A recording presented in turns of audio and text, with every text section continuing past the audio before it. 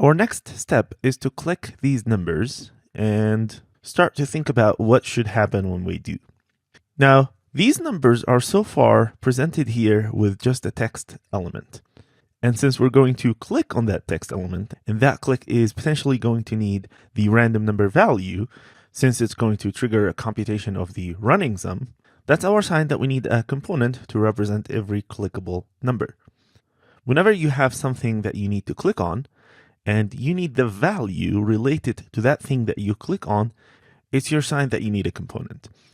The other sign that we actually needed a component here is that we are rendering 6 similar things. They're all random numbers. They share markup, they share style, and they also now going to share behavior. Whenever we click on each of these 6, the behavior is basically the same. These are our signs that we need a component here. So let's go ahead and create a component.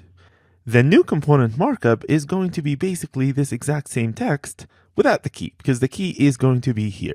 So instead of this text here, what we want to do is we want to render a component. Let's name this component random number. And I still need to do the key in here because the dynamic children is here. So the key is the index. And this random number component is going to need its number, which we can pass to it from the map here as random number. And it probably also needs to use the unique ID that identifies this number, but I'll actually leave it until we need it. So I'll just simply do that. And then I'll take this markup and go create this new random number component. Let's place this random number component here. So import random number from the same level random number. And we'll create random number under the components folder and call this random number.js.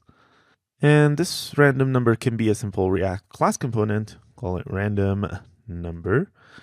And it returns the exact same markup that we had before, except that we don't need the key. And instead of random number here, it is this dot props dot number. And I need to bring a few things, including the style. So the styles for the game had the random number style, which is now part of the random number component. So we'll take that and put it in here. And I'll paste this line as well to create the style sheet and get things to work here. So I got the style, and I also need to import text from React Native. And I also need the prop types because I just defined a prop on this random number component. I don't need the view so far. I just need prop types.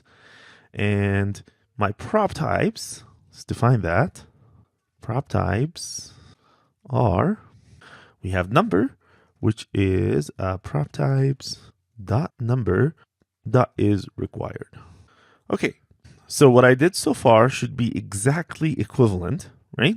I didn't change anything. I'm just rendering this random number now through a component instead of directly, which made the code for this game component shorter, and that's always a good thing. Test and make sure things are working exactly as they did before.